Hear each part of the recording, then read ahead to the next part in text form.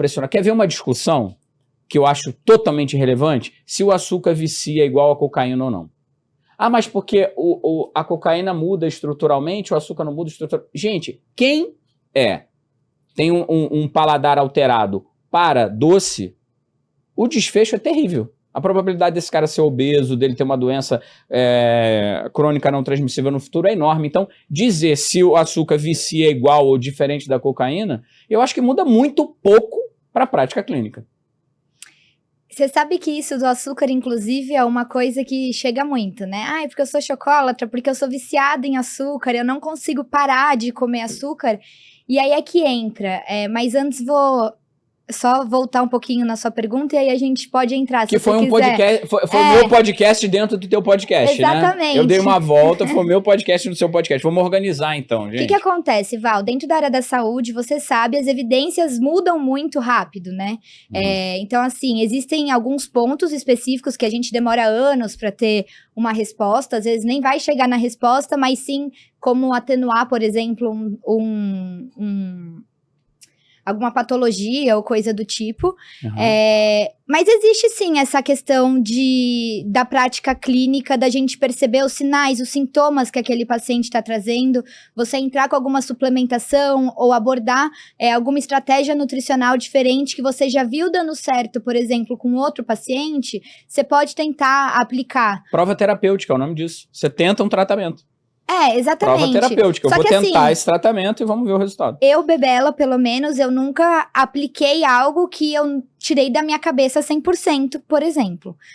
Sempre tem um embasamento ali, né? Então, assim, claro, às vezes alguma mudança aqui, outra ali, para esse paciente funcionou melhor esse tipo de suplemento do que esse que para o outro funcionou, a gente tem que ir entendendo. Às vezes um sintoma, um sinal que um paciente traz é totalmente diferente do outro e eles tendo a mesma comorbidade, por exemplo. Então, é realmente difícil esse lance, assim, do fico 100% na ciência, nos artigos científicos, ou me baseio no ambiente clínico, né? Eu vou falar da minha experiência, né? Do que eu faço. Eu me atento muito às palavras que eu vou usar, você até mesmo disse, né? O jeito que eu falo, porque eu, como profissional da área da saúde, eu sou muito responsável pelo que a outra pessoa vai entender e interpretar. Eu acho que na vida normal, é muito difícil a gente ser responsável pelo que o outro vai entender e interpretar da sua fala. Boa. Mas quando a gente está dentro de uma área da saúde, quando a gente está tratando patologias, quando a gente está tratando de um ser humano ali na sua frente, a gente tem que ter muito tato na hora que a gente vai falar, as palavras que a gente vai usar, principalmente dentro da área do comportamento alimentar. Às vezes, uma palavra que você usa diferente já é um gatilho para a pessoa ter algum tipo de episódio de comer transtornado, ou coisa do tipo, ou acaba pegando essa questão da própria autoimagem, do tipo, putz, minha nutricionista falou que eu tô falando, né, não falo assim, mas tô mais gordinha, ou coisa do tipo. A gente tem que tomar cuidado com essas palavras.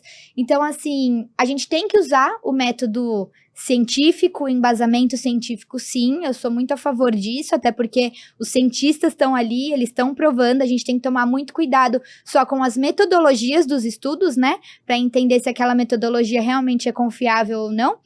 Mas, claro, adaptar... Se o estudo fez uma pergunta, uma boa pergunta, e respondeu essa pergunta de uma maneira equivalente, né? Mas na prática clínica também ser um pouco maleável, de entender, porque às vezes, para aquele paciente, não é aquilo que ele está querendo ouvir, ele não está querendo ouvir a técnica do artigo. Você vai usar o embasamento científico, mas ali na hora você vai acabar falando, vai acabar tentando outras estratégias, além do que você viu na ciência. O que eu entendi da tua explicação você usa a ciência para criar um ambiente seguro para você transitar dentro desse ambiente seguro, né? Tecnicamente. Você faz os seus pilares e ali dentro você consegue ir mexendo, né? Porque dentro de uma estrutura não é vozes da... Nunca são vozes da... Não. Você é diferente da minha mãe, que é diferente do Luquinhas. Eu não posso... Pode ser que funcione para os três a mesma estratégia, mas... Pode ser que não. Perfeito. Então, assim, a gente tem que ser um pouco maleável em relação a isso, sim, na prática clínica.